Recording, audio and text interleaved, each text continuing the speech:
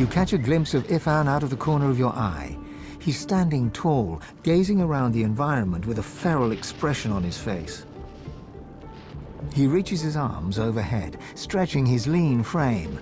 Not for the first time, you wonder how anyone's expected to concentrate on what they're doing with this man hanging around, exuding raw energy. He catches you looking at him and smiles, all tangled beard and twinkling eyes.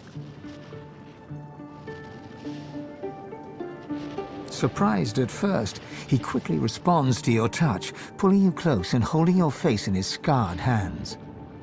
My darling, you really brought some mess into my life, and I've loved it. And you. Ifan holds you so close that you feel you are part of him. He kisses your eyelids, your temples, your nose. He kisses you tenderly, exploring you with his tongue. Before he pulls away, he squeezes tighter, lifting you from the ground so you feel weightless. Damn, the end of divinity can't come soon enough for me. I'm ready to live a human life. Do you know, this Ark's place doesn't look half bad. Important does not do it justice. She tells me there is a way to save my people. The power of divinity could bring them back. Not as monsters, but restored to their former glory. I could have my old life again. On the surface, yes. But what does that mean for, well, you? The Eternals cannot be eternal without the source your god stole from them. No, if they return, they will reclaim their source. The source that was used to create you. If the Eternals come home to this world, we will live in it as your masters. You will be our slaves at best, our food at worst. I'm not sure. I need to think about this. It's just, they're my people. Although, well, so are you. I'm sorry. I can't talk about this right now. Pray speak.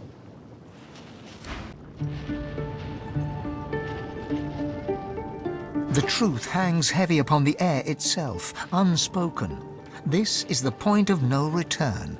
Somewhere beyond this point, you shall be undone, or you shall ascend. There is no middle ground.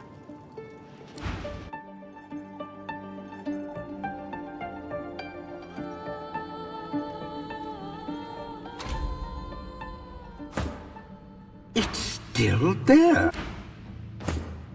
The squirrel looks up at you and pats your leg reassuringly. He gives you a nervous thumbs up before turning and galloping away on his cat.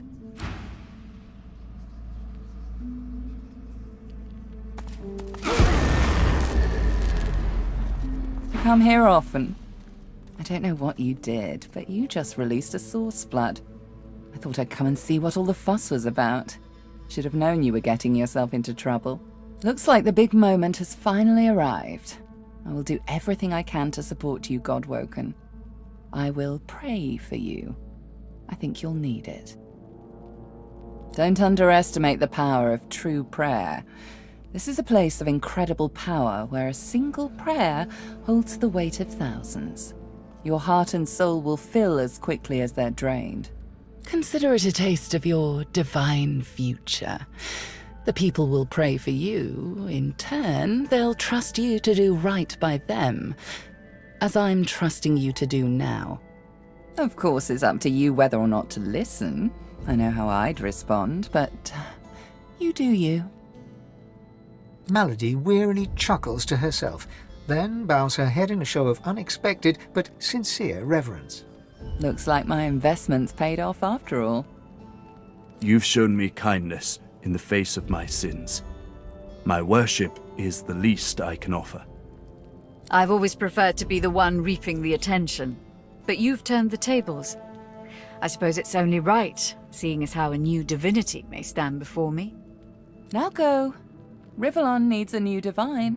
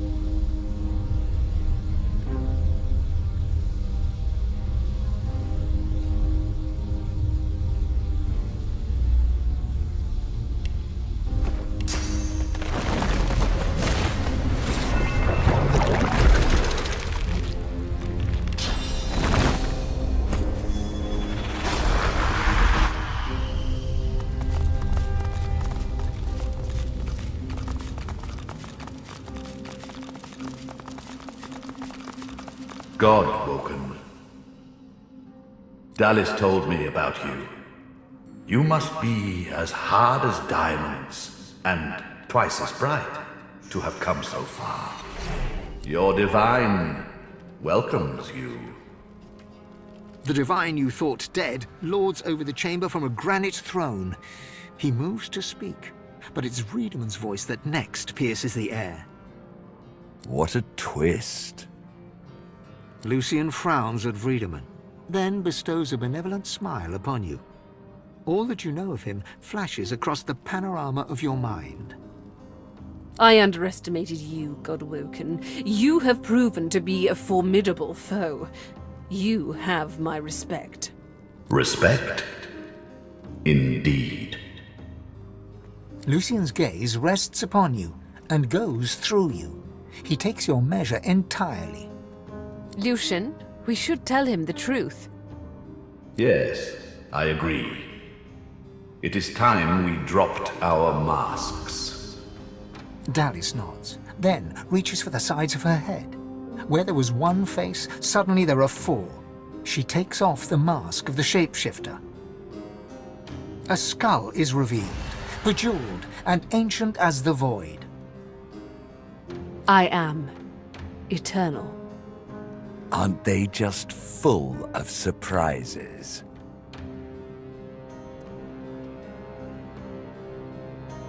Fear not, Godwoken. Dallas is on the side of all that is good. She is helping me rid Rivellon of the influence of the Source. Listen to her. I shall tell you the tale as I told it to Lucian. Long ago, the scholar Fane discovered that the veil between the world and the void was made of Source. Our 7 lords desired this power. Of course. Silence, slave. Our king forbade the 7 to reach for this power, but they didn't listen. Instead, they rebelled and sent the king and his people into the void. With the Source they stole from the Veil. The 7 created the races so they would have worshippers. During their lives, worshippers collect Source. When they die, the gods feed from them. It's an ingenious system. Our souls are nothing but vats for the Source-hungry gods. The 7 made a mistake. By taking its source, they tore a hole in the veil, and it is through this hole that the void finds its way into our world. The 7's lust for power let in the void. Our goal is to close the hole they created, to restore the Source to the veil. When we are done, there shall be no more Source in the world. Rivellon will be finally free from the gods that enslaved them.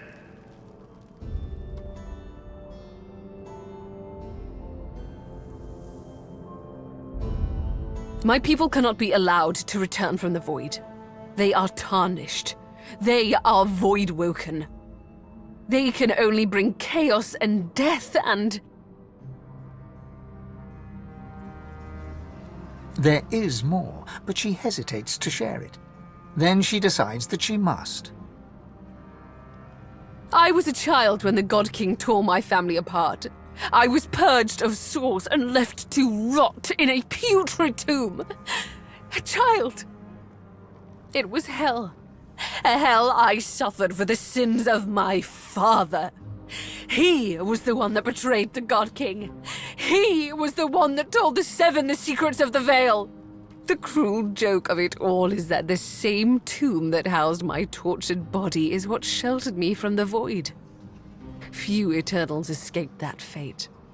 Myself, my mother, and Fane. Yes, Fane is my father. What? No. It can't be. Everything Dallas did. It was all you. Child.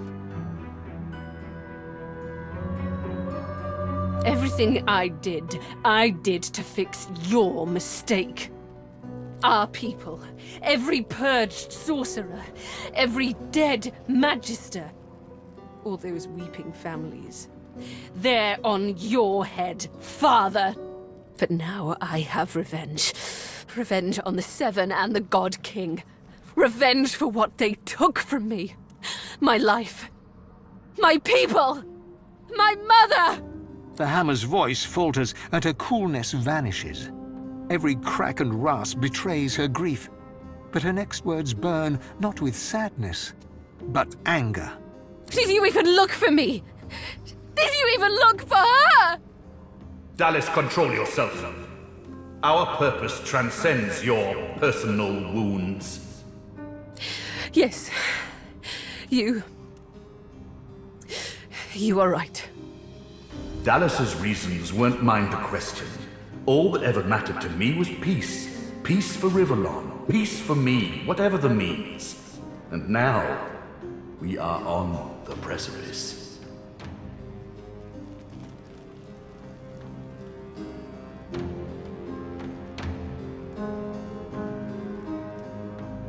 While Dallas sought the Aetiran, I started draining the gods of their source. Slurp, slurp, slurp. One more word from you, and I shall use the leash. I had to hide from the gods. So I had the walls of this crypt equipped with tenebrium and protections put in place. It worked. Everyone, even the gods, thought me dead. As divine, I was created, empowered to stop the void. I was the avatar of the Seven, their strength and their weakness. My bond to them allowed me to drain them of their source.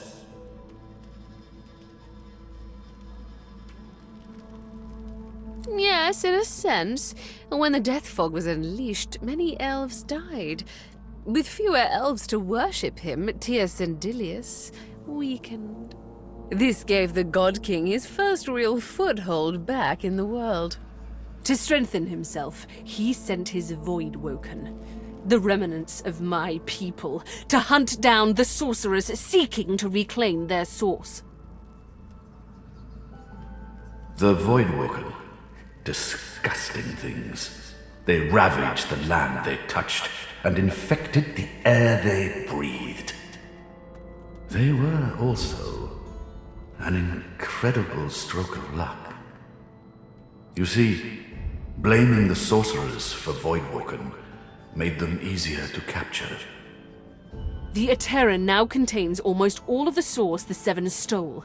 Soon, we will be able to heal the Veil. The void shall be banished, and I, Lucian the Divine, shall return from the dead. A false divine, of course. I shall have no power, but the world will not know this. I shall demand peace, and we shall have it. The plan is almost complete. We have made so many sacrifices, Godwoken. All of us. Of ourselves and those we love. One last sacrifice is required. For the future of Rivellon, you must surrender your source. Decide. Be the true hero and give up your source, or be forced to submit. Like a coward. Like a slave. There is no other way. The source of the world is required to close the veil. All of the source. We only lack yours.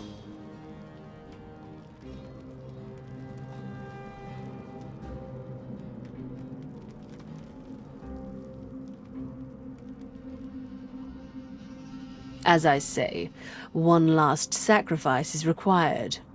Yours.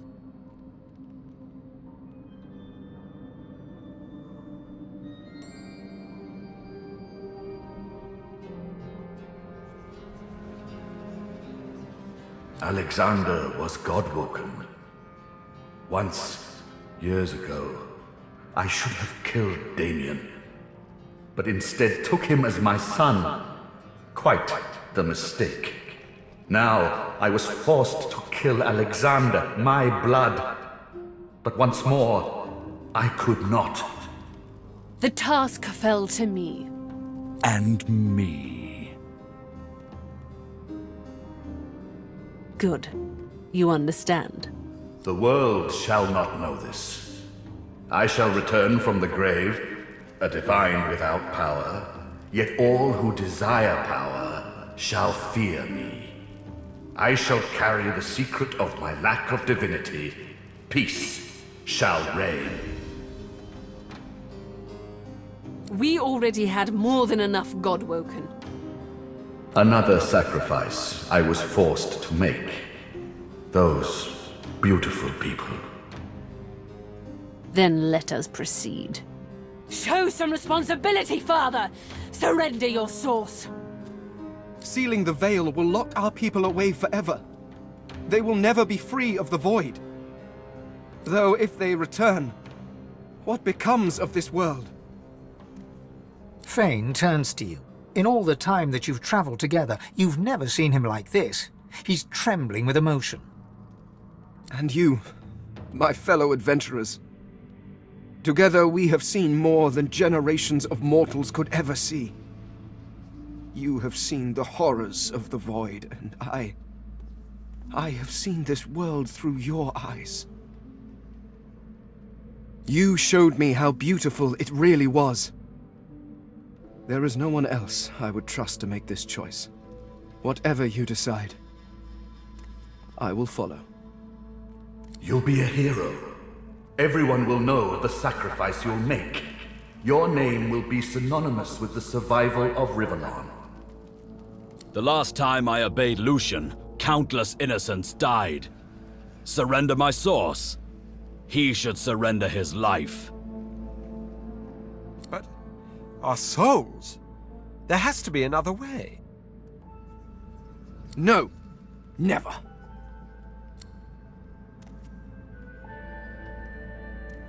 I understand. Sacrifice takes courage, but I shall help you. Though it pains me, your sacrifice shall be made for you, Dallas. I'm sorry. You've come such a long way, but there is too much at stake. This is the end.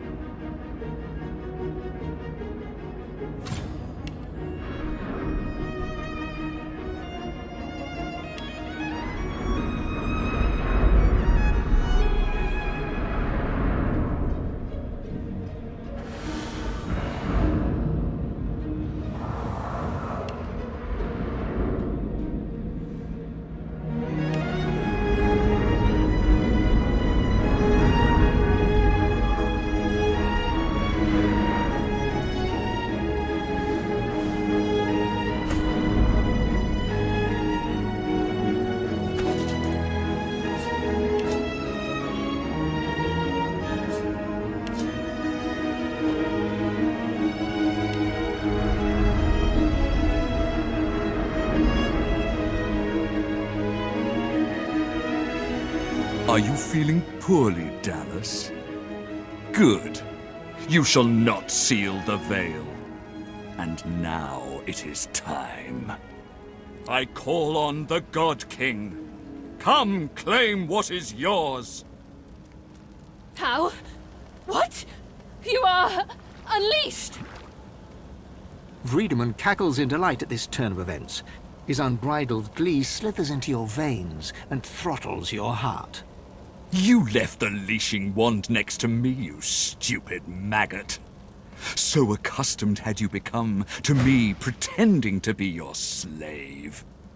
Kill him! Do shut up, you tedious buffoon. And don't look so surprised. As if I would allow that bone-bag Dallas to enslave me. Me? You should have listened to Tarquin, you worm-ridden wench. Nobody enslaves Brachus Rex. I am Brachus Rex. I am the Source King. This is not the time for talk, Ifa. Kill him, now! Too late, you mouldering, blight-stained pigs. Grant me power, my ally. God King, I call on you. You would interrupt Brachus Rex? You would interrupt the Source King? You shall redefine suffering.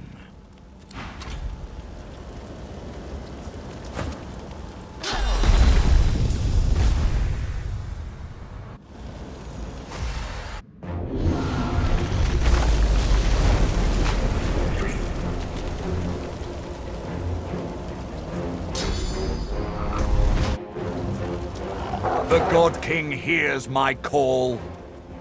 He sends a companion worthy of my power. Come to your father. Come to the Source King.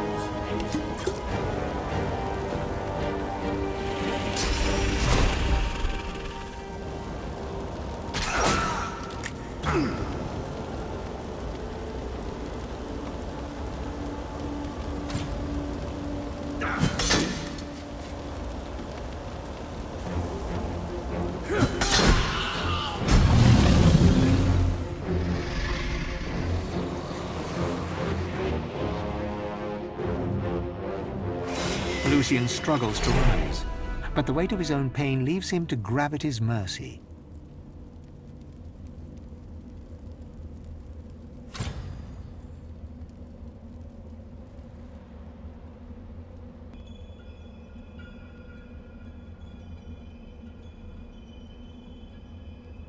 My time is done. But your source burns so bright I'm all but blinded by it. Be wise and true, Godwoken. I am no hero, but wisdom and truth. These are values I always believed in. Dallis groans in pain. I have failed. The future of all that is rests on your shoulders. So here we are. The end of it all. Ifan reaches out to hold your hand. Nobody I'd rather see this whole thing through with. I trust you. I trust your judgment. Ifan smiles and kisses you on the cheek. Well then, let's do this. Together. Ifan keeps your hand held tight in his own as you stride, one damned intimidating pair, to what awaits. Here we stand, once more on the cusp of divinity. But this cup, so long thirsted for, I willfully let it pass from me. All my life has been a lead-up to this, to be the King of Kings, God of Gods. I will not say it was in vain, but I will say it was vanity. If I were to chance upon my throne right now, I would sit down beside it, cast my glance to the horizon, and think of worthier things. I'd think of Sadha, my great love. I'd think of my children, their joyous dance through fiery skies. And of course I'd think of you, of the adventures we had, of our unlikely yet heartfelt friendship. Yes, I'd sit there, thoroughly contented, and wait for you to ascend the throne. He smiles and stretches his arm, inviting you to lead the way. After you, my lord. Well then, this is, as they say, it. I never dreamed that after all this, I would be standing here with one of your kind. Let alone that I would be proud to do so. I cannot imagine someone I would trust more with divinity, including myself. Fane lays a bony hand on your shoulder, squeezing gently. Do you know, I believe you will. After all that you have been through, and all that you have done, all that you have become, the Aetheran lies in front of you. Divinity is yours to take, or to sacrifice.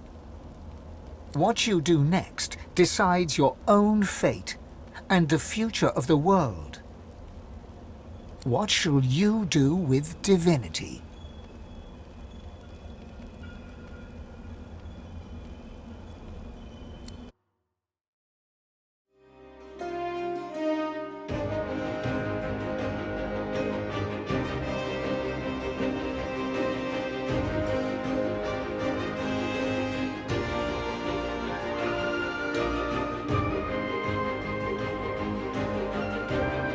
So it ended.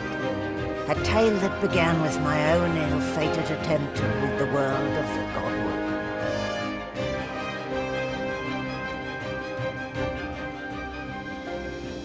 A new divine rose, a true heir to the Seven, more powerful than ever, and united Rivellon in its battle against the Void. All across the realm he was loved, worshipped, and adored.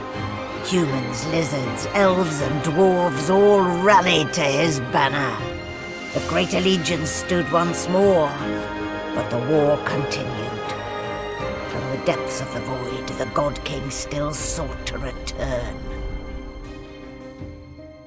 As for me, my last hope of ever being freed of the God King's terrible tyranny faded when the god woke and claimed divinity. An eternity of pain and suffering is mine. I cling now to the dream that one day the veil will be sealed, that one day I can be freed, that one day a new god woken will rise.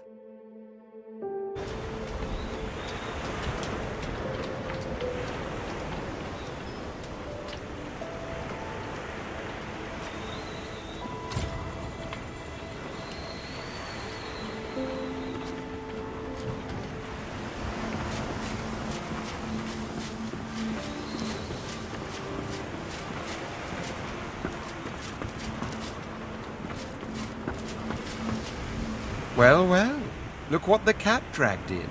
A god, no less. He smiles at you fondly as he takes you by the hand. You've done us proud.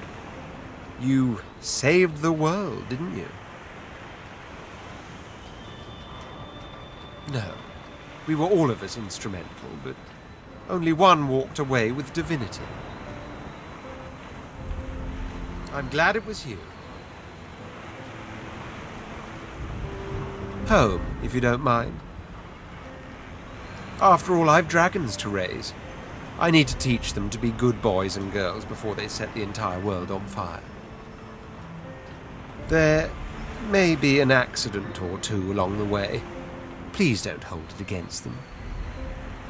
I do so long to see my palace again. The Forbidden City. The scents of spices and incense. The sound of sitars in far-off rooms.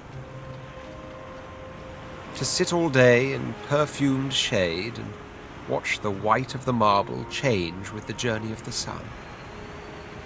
But above all, I long to be with Sadha. Long to finally have the time to love.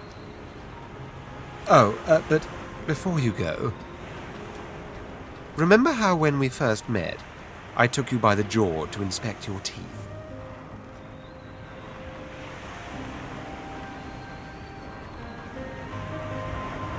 Not something one forgets in a hurry.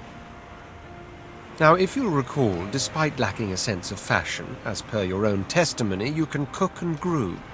Two quite indispensable talents. At the time, of course, I couldn't have foreseen the adventure ahead, but now that it's quite over, I'd like to renew the opportunity for you to become my slave. What say you?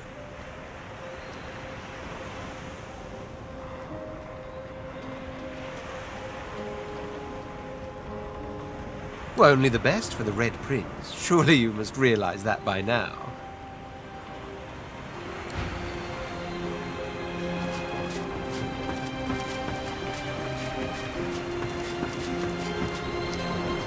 Malady stands tall and proud, sunlight sparkling off her mask. From here, she looks almost angelic. Well, here we are again. You, me, and the ship I've saved from ruin for your personal benefit. I'd say you owe me, but why state the obvious? Get an eyeful, Your Holiness. I expect it's the last we'll see of each other for some time. She turns to you, arms crossed, and grins. Look at you. Magnificent. Don't I know it? Let's hope it pays off. She fingers the mask covering her face. For a moment, it seems as though she's about to remove it, but instead, she places a hand on your shoulder. We've come a long way together. I did my best by you all the way. I sacrificed much. But I'd give even more to see you become exactly what you've become. Soon, I'd like to have a little chat about something you can do for me. But I believe that can wait. Relax. Enjoy. I certainly plan to do the same. Oh, Oh, I don't know, around and about. Treat myself to some mead, a lover or 300. I'd say we've earned it. And when the time comes, I'll come find you. Your Holiness.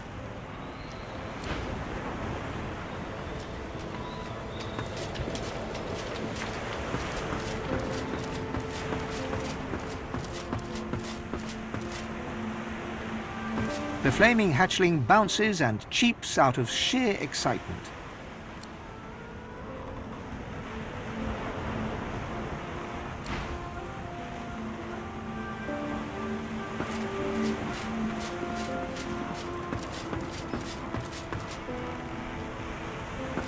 Well, if it isn't the new divine gracing me with his presence.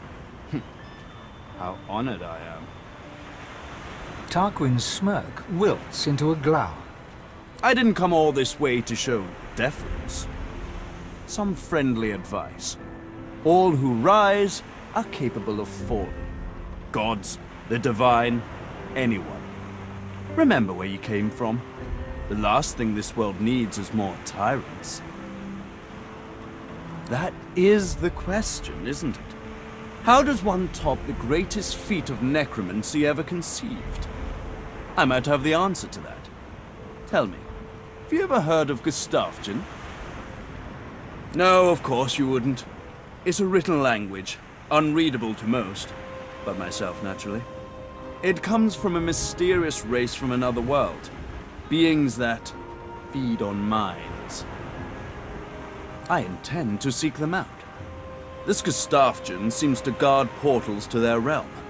And once I've uncovered one, well, why settle for being the greatest mind in just one world when there's another for the taking?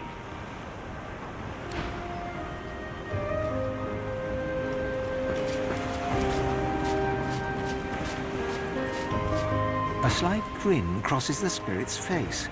Whether her smile is sincere or not, you can't be sure. I see great potential in our new divinity. I don't expect to be disappointed.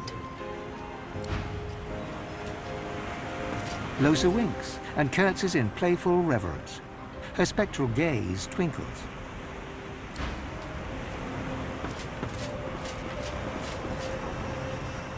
You're the new divine. That's so cool. What's it like?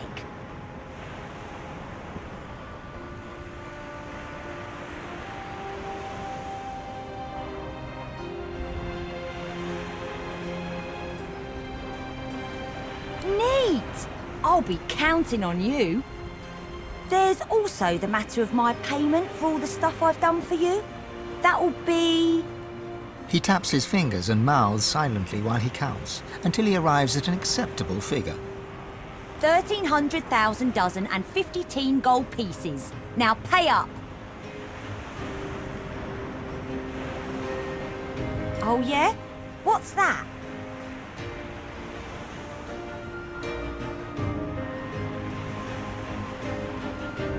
Han ponders your suggestion for all of a second. You got it.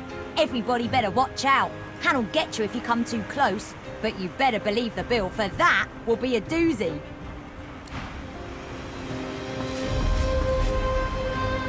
I've never been fond of what the Divine stands for, but I must say, it's rather exciting to say I've been up close and personal with one. Reform my ways? How adorable. No, I'm afraid I cannot escape who I am and what I've done. Her eyes flick down to your mouth. She smiles coyly, then slinks forward to kiss you. Her mouth meets yours and devours you with predatory abandon. Somewhere in the recesses of your mind, you think you hear her voice sigh, "Mine." But then the kiss ends. Something to remember me by, darling. Who knows? A nice cottage someplace quiet for Mahalia and I. A roaring fire and a feather bed. Maybe. Maybe. But a girl needs some fun, doesn't she?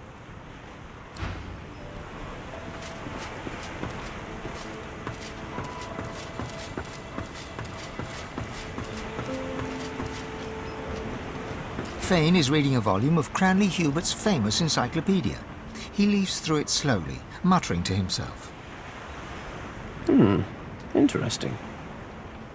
His eyes stay fixed on the book as you approach.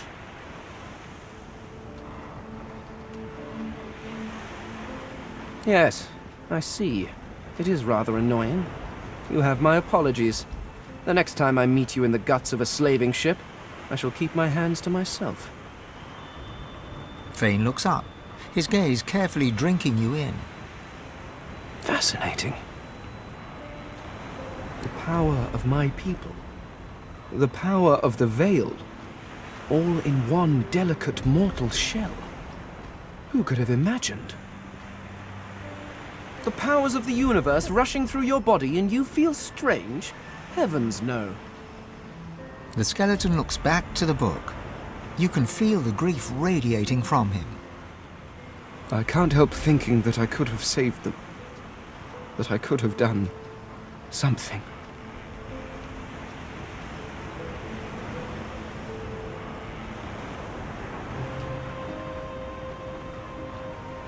I could have done more.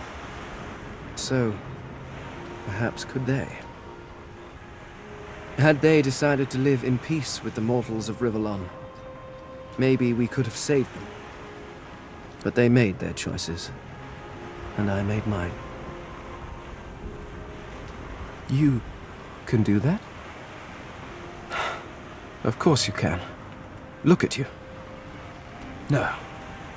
The only thing worse than losing them would be to lose them and not mourn that loss. They deserve that much.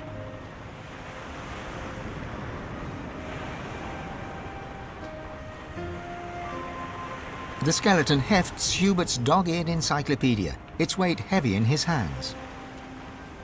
I've been rereading this book, looking over your history once again, poring over every detail with a new perspective, and do you know what? It's shit. Fane tosses the book over his shoulder. It flutters in the air as it sails over the ship's railing and disappears with a faint splash. If you have spent your life staring at a thing, you can write about it with knowledge. You can write about it with love. But it is almost impossible to write about it with wonder. You creatures have spent your lives trudging about this world, and you've grown blind to its miracles. Simply that to see the true beauty of a thing, sometimes you have to look at it as an outsider, as someone with fresh eyes, if you will. Take otters, for example. Energetic, waterproof cats, utterly beautiful creatures. Or octopuses. Did you know they're secretly Octopuses? Octopi? Octopods? I shall have to look that up. Regardless, the world is filled with absolutely incredible sights. And who better to catalogue them with the awe they deserve than someone seeing them for the first time? Do you know, there is the idea that nothing is ever truly created or destroyed. I suppose we are all Source, just in different forms. You being the cruder, less jewel-encrusted form, naturally. But my people were Source too, although we didn't know it at the time. And our Source helped create you. In a way, I was walking alongside the best version of them the entire time.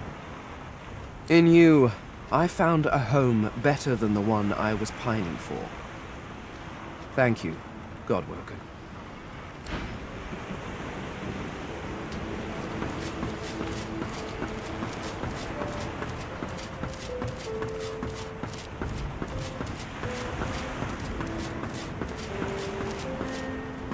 There's nothing interesting down there. The future lies above, not below.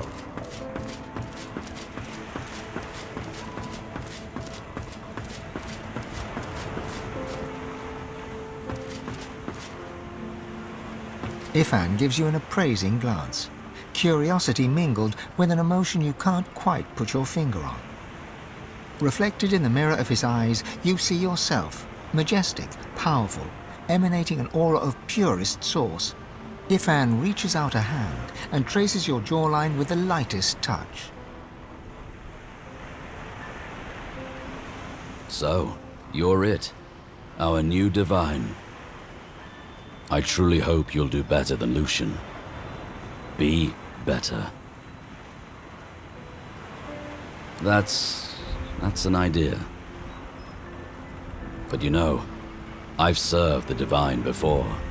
That didn't work out so well. For me or Rivellon. He squeezes your hand hard. I need to fix what my actions destroyed. I'm going home. I'm going to return to the forests where I grew up, where the death fog detonated. I'm going to plant new seeds and see fresh shoots spring from the earth. Ifan pulls you into his arms and embraces you. His hands are shaking. His lips tremble. He holds you tight, not long enough, then pulls away. Visit me sometime?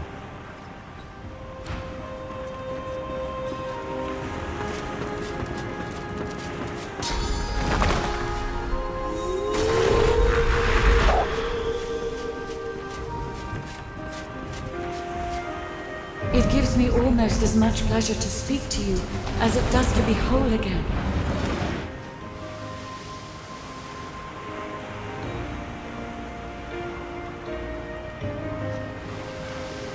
Consider me to be a gift from Malady. My wood was splintered, but my spirit intact. It was a great feat, but given her skill, not a surprising one. I feel better than new. I will always be an ally to those that carry swords, to those whose blood is of the heroes of old, and so, as always, I am at the ready. You look out to the endless beyond. The sun's light plays upon the waves, just as it always did. The sails flutter in the wind, just as they always will. And yet, something is different. You are different. And with a start, you realize where you must go next. You speak the command to the Lady Vengeance, and another chapter begins. War raged on. Arx remained the center of power as the races united behind the Divine. But the Voidwoken attacks continued as they did elsewhere. Arx would see many more long years of war.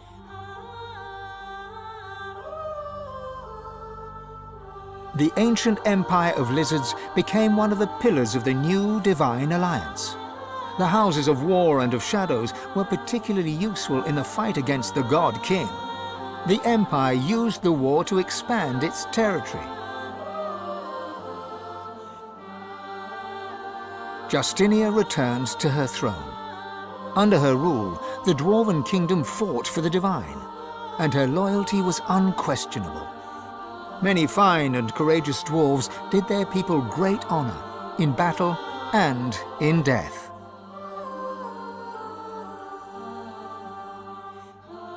With Lucian gone, the elves reluctantly rejoined the Divine Alliance.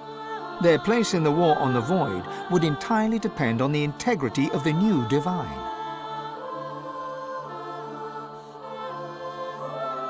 And here and there, across the world, what was left of the Black Ring fought on.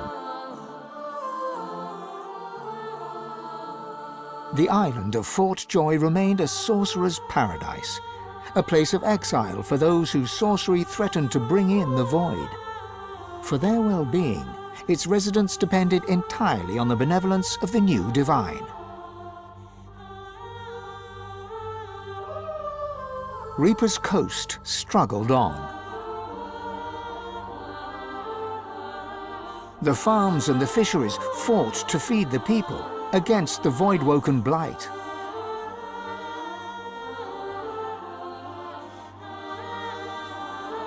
The black pits took fire. The oil there burns still.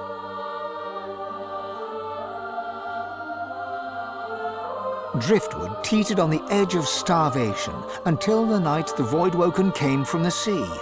All were killed. This did, however, put an end to the famine. The nameless isle had vanished. Although only open water remained, by instinct ships would steer clear. None of the captains could articulate why. Arcs battled on.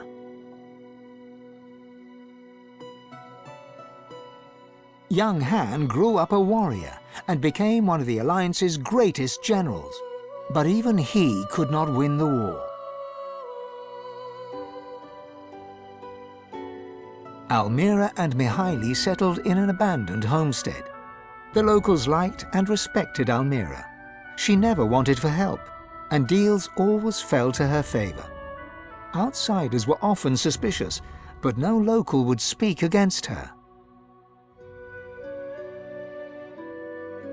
With a new divine at the helm, Malady had a powerful ally, but she was in no hurry to call in her favor. After all, it might be the last thing she ever did.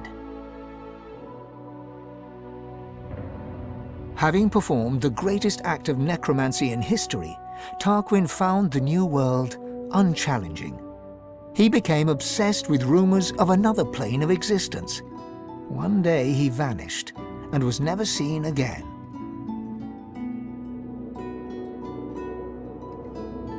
Ahu the wizard served the new divine with honor, wisdom, and an at times unnerving feline elegance.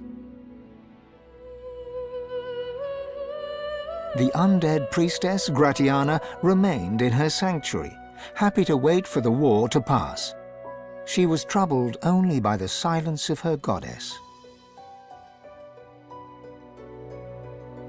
Jehan the demon hunter never stopped hunting for demons. Sahala sought to strengthen the Elven alliance with the new divine. Her powers of sight proved useful in the ongoing war against the Void, but she could never be sure that the new divine trusted her. Tova, her mother, was Sahala's most trusted warrior.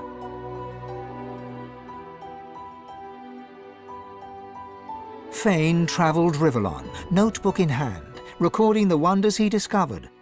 He kept a socket peeled for signs of the Eternals, hoping to find the wife he had lost. He's still looking.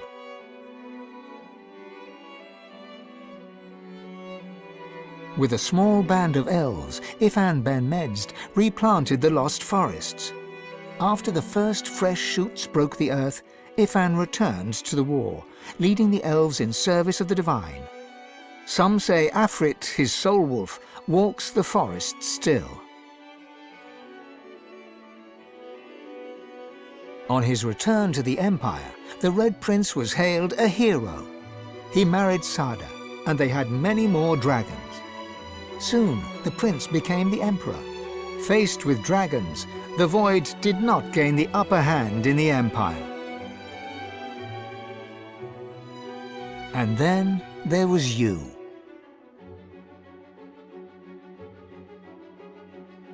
For how much of this do you take credit or blame? And what kind of divine were you as the world battled on? Did you show mercy or strength? Did you sacrifice others as Lucian had done? Did you regret becoming divine? Should you have given your soul and sealed the veil? Only you know the truth. Only you know if you atone for your sins.